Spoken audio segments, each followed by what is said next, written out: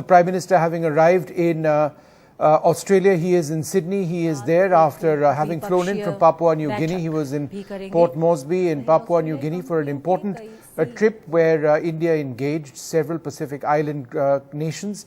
But now, on the last leg of his three-nation tour, he was in Japan as well earlier on.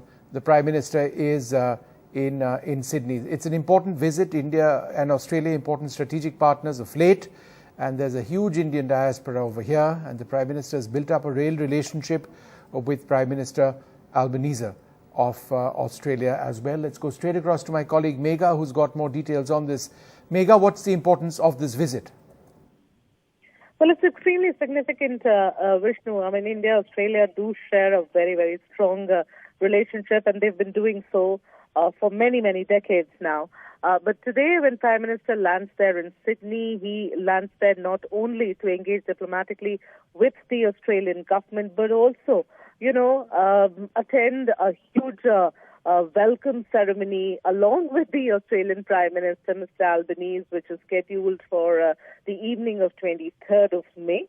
When the Prime Minister of Australia, he tweeted some time back, speaking of the deep relationship the two countries share, but also, when he, in the end of the tweet that he put out, he said that he's looking forward to attending this gala ceremony along with the Indian Prime Minister.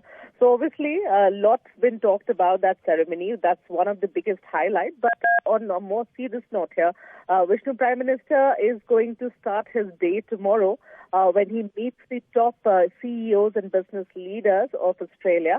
After that, of course, there are a host of other meetings that he had. He is then, by the evening you'll have this big ceremony. But then on the next day, that's the second day of his visit to Australia, he also is going to sit down for a bilateral with Australian Prime Minister Albanese. And before he flies back to India, he's also meeting the leader of opposition there. So basically, engaging with all the key stakeholders in the Australian government before he finishes or wraps up that visit to Australia. And let's note here, Vishnu, that despite the fact that Quad Summit was cancelled and they've had some sort of a Quad engagement on the sidelines of G7 in Hiroshima, yet Prime Minister decided on going ahead with his visit because there were several other things lined up for him apart from Quad. All right, we leave it over there. Thanks very much, Megha, for being with us.